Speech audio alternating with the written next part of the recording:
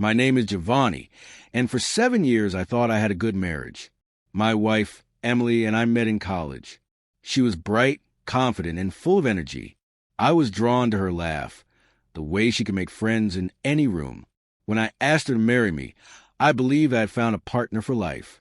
We promised each other honesty, respect, and loyalty. I kept that promise every single day. For the first few years, everything seemed fine. We bought a small house together. We traveled when we could, celebrated anniversaries with dinners, and built memories that I thought would last forever. We didn't have children yet, but we often talked about it. Sometimes I imagine us raising a family, growing old together, and telling our kids how we survived life storms. But storms don't always come suddenly. Sometimes they arrive slowly, like clouds forming in the distance. I started to notice little changes in Emily about a year ago. She stayed late at work more often.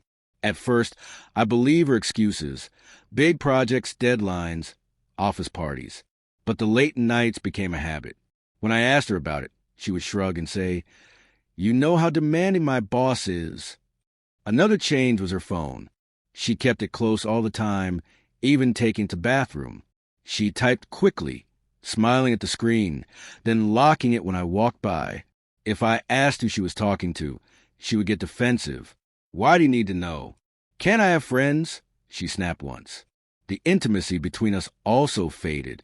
We used to spend long evenings together, watching movies, talking about our day, or simply enjoying each other's company.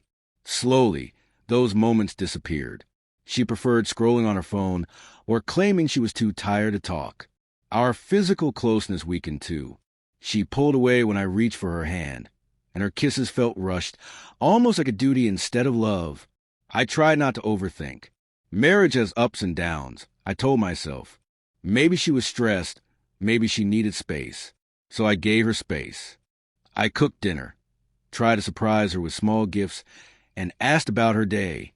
But her answers were short, her attention elsewhere. It felt like I was living with a stranger. One evening, we sat at the dinner table in silence. The only sound was the clinking of forks. Finally, I said, "Emily, are we okay? You seem far away lately." She looked up for a moment, then forced a smile. "Of course we're okay. Don't be so dramatic, Giovanni." But her eyes didn't match her words. They looked empty, distracted, almost guilty. I wanted to believe her.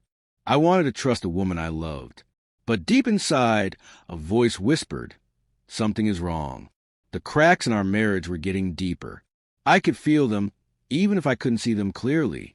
I held on to hope that it was just a phase, something we could fix with time and effort. After all, every couple goes through rough patches. What I didn't know then was that these cracks were only the beginning. The storm was much closer than I thought. It happened on a Friday evening, a day I will never forget. I came home from work tired, hoping for a quiet dinner with Emily. She was already at the table, sipping a glass of wine. The air in the room felt heavy, like she had been waiting for me. "Giovanni, can we talk?" she asked, her voice calm but serious. I sat down, worried. My first thought was that something bad had happened. Maybe she lost her job or was sick.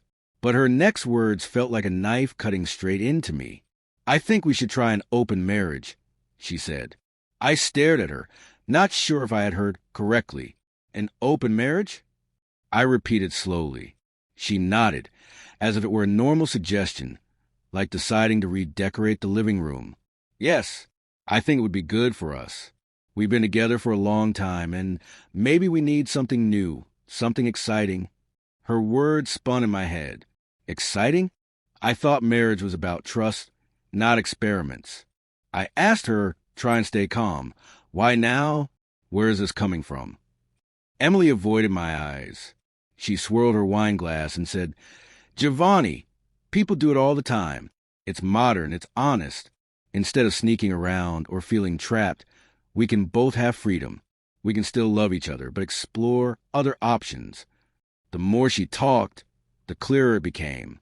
This wasn't about us. This was about her. She wanted permission for something she was already planning, or maybe already doing. My chest burned with anger, but I didn't show it. I forced myself to breathe, To think, if I exploded, she would just accuse me of being controlling or old-fashioned. So I asked, "Is there someone else already?" She froze for a second, then shook her head too quickly. No, it's just an idea. I want us both to be happy, that's all. But I knew by the way her hands shook, by the way she avoided looking at me. She wasn't asking for permission.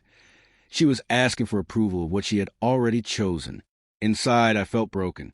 The woman I trusted, the woman I built a life with, was now asking me to open the door for her betrayal. Still, I smiled weakly and said, "All right, Emily, if that's what you want, we can try." Her face lit up with relief. She reached across the table and touched my hand. "Thank you, Giovanni. I knew you'd understand. This will make us stronger, you'll see." But she was wrong. What she didn't know was that in that moment, something inside me changed forever. My love for her turned into something else, something sharp and painful. That night, while she slept peacefully beside me, I lay awake staring at the ceiling. My mind replayed her words again and again. Open marriage, freedom, exciting. It was clear now. Emily didn't want a husband anymore. She wanted safety at home while chasing thrills outside. And if that was her choice, then I had mine too. I decided right then I would not share my wife with anyone. If she wanted freedom, I would give it to her, but not the way she expected. I began to plan my exit. After that night, everything changed between us. Emily seemed happier, lighter, as if a weight had been lifted off her shoulders. She smiled more, hummed while getting ready, and spent extra time in front of the mirror. But none of that was for me. I could see it in her eyes. It was for someone else. She started going out more often. Girls' night, she would say, or just grabbing a drink with co-workers. At first, I pretended to believe her. I kissed her goodbye at the door, but inside, my chest tightened every time she walked away in her high heels and short dresses. When she came home late, she smelled a perfume that wasn't hers and had a glow on her face that no amount of wine could explain. I didn't need proof to know what was happening. Still, I kept quiet. Instead of fighting, I watched. I listened. I noticed how she guarded her phone, like it was a treasure chest. She even set a new password, something she had never done before. Sometimes, late at night, her screen would light up with messages, and she would smile in her sleep. My heart ached, but my mind grew sharper. I started collecting the truth. When she said she was at the office, I drove by and saw her car parked at a downtown restaurant. Another night, I spotted her holding hands with a man outside a hotel. I snapped a few photos from a distance, not because I needed proof for myself, but because I knew I might need it later. Every memory we had built together, our wedding vows, our trips, our laughter, flashed through my mind like broken glass. I thought about the promises we made, to love, to respect, to stay faithful. She had thrown all of it away like it meant nothing. At home, I tried to act normal. I cooked, I cleaned, I went to work. But inside, I was preparing. I made an appointment with a lawyer, a kind older man who listened carefully as I explained everything. He looked at the photos, nodded, and said, "You have a strong case. When you're ready, we'll file." That night, as I left the lawyer's office, I felt something strange, relief. For the first time in months, I wasn't drowning. I had a plan. Meanwhile, Emily seemed to believe she had won. She came home later and later, sometimes not until morning. When I asked where she had been, she laughed it off. "Don't be jealous, Giovanni. Remember, we agreed." Yes, we agreed. But my agreement was only words. My true answer was waiting in a folder on my desk, the divorce papers. One evening, I sat alone in the living room, looking at our wedding photo on the wall. I barely recognized the couple smiling back at me. That young man was full of hope, full of trust. Now, I felt older, harder, but maybe stronger too. I realized something important that night. I couldn't save our marriage because I was the only one still fighting for it. Marriage takes two people. Love takes two hearts. And Emily's heart was already gone. The breaking point wasn't one single moment. It was all the little cuts, all the lies, all the nights she chose someone else over me. But the final push came when she walked into the house one morning, her hair messy, her makeup smudged, wearing the same dress from the night before. She grinned and said, "Don't wait up next time. I might stay out even longer." I smiled back, but it wasn't a smile of love anymore. It was the smile of a man who had made up his mind. The storm had finally hit, and I was ready to walk through it. Not with her, but away from her. The night of the confrontation came sooner than I expected. Emily was dressed up again, wearing a short red dress I had never seen before. She sprayed perfume in the hallway mirror, humming a tune as if she were a teenager going on her first date. I sat at the dining table, a folder in front of me. Inside were the divorce papers, already signed on my side. My hands were steady, but my heart pounded like a drum. Tonight was the night. Going out again? I asked casually. She smiled at her reflection. "Yes, some friends are waiting." "Don't wait up Giovanni." Her words were light, almost mocking. She didn't even try to hide it anymore. When she turned toward the door, I spoke. "Emily, before you go, sit down. We need to talk." She frowned. "Can it wait? I'm running late." "No," I said firmly. "It can't." She rolled her eyes but walked over, heels clicking on the floor. She sat across from me, crossing her legs impatiently. "All right, what's so urgent?" Without a word, I slid the folder across the table. She raised an eyebrow, then opened it. The color drained from her face as her eyes moved over the first page. "Divorce papers?" she whispered. "Yes," I said. My voice was calm, steady. She looked up at me, her mouth open in shock. What is this?" "Giovanni, you agreed. You said we could try." "I agreed to let you show me who you really are," I replied. "And you did. You wanted to open our marriage for yourself. So now, I'm closing it for both of us." Her face twisted with anger. "You're overreacting. Everyone experiments these days. It doesn't mean I don't love you." I leaned forward, my eyes locked on hers. "Love doesn't look like sneaking around hotels. Emily, it doesn't look like late nights and lies. You don't want a husband. You want safety at home while you chase excitement outside. That's not marriage. That's betrayal." She slammed the folder shut. "You've been spying on me?" "I didn't need to spy," I said quietly. "You made it obvious. You stopped caring. Emily, you stopped trying. You threw away everything we built together." Her eyes filled with tears, but they weren't the tears of regret. They were the tears of someone losing control. "So that's it? You're just going to leave me? After all these years?" I nodded slowly. "Yes, because I deserve better than being your backup plan." She stood up suddenly, pacing the room. "You're making a mistake. Giovanni, you'll regret this. No one will love you like I do." I almost laughed at the irony. "If this is love, Emily, then I don't want it." She stopped pacing and looked at me with a mix of anger and desperation. "I can change. I'll stop. Just give me another chance." For a moment, I searched her face, hoping to see the woman I had married. But all I saw was someone who wanted to keep her comfort, not someone who truly loved me.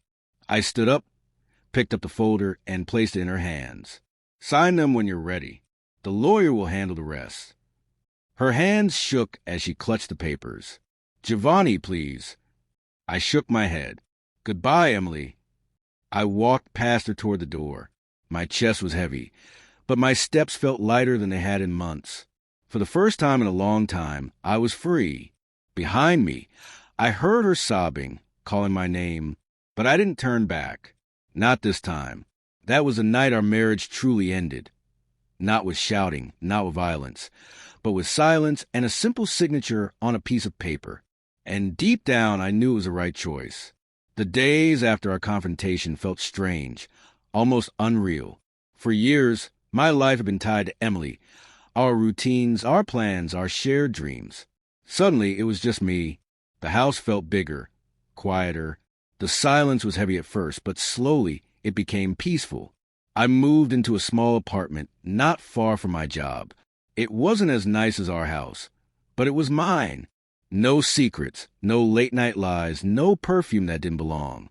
For the first time in months, I slept soundly. At work, People noticed a change in me. "You look lighter," one colleague said. And she was right. Carrying the weight of betrayal had been exhausting. Letting it go gave me back my strength. Of course, there were moments of sadness. I would see couples walking hand in hand and feel a sting in my chest. Sometimes, I thought about our wedding day, about how happy I had been when I saw Emily walk down the aisle. Those memories hurt, but I learned not to live in them. They were part of my past, not my future. Emily tried to call a few times. She sent messages, long and emotional, saying she had made a mistake, that she wanted to fix things. I didn't answer. I had already given her all the chances in the world. Going back would only reopen wounds that had finally begun to heal. Instead, I focused on myself. I started running again, something I had stopped years ago. I cooked meals for myself, played guitar in the evenings, and even joined a book club at the library. Little by little, I remembered who I was before the pain, before the betrayal. One Saturday morning, as I sat in a cafe with a cup of coffee, I realized something important. I wasn't angry anymore. I wasn't even bitter. Emily's choices had broken our marriage, but they didn't have to break me. Life goes on, even after heartbreak. And sometimes, endings are just beginnings in disguise. Looking back now, I don't see the divorce as a failure. I see it as an act of self-respect. Staying in a marriage where love had died would have been the real failure. By walking away, I gave myself the chance to heal, to grow, and one day, to love again, this time with someone who understands what loyalty means. As I left the cafe that morning, I felt the sun warm on my face. I took a deep breath and smiled. Sometimes, the strongest way to love yourself is to let go of someone who doesn't know how to love you back. And that's exactly what I did.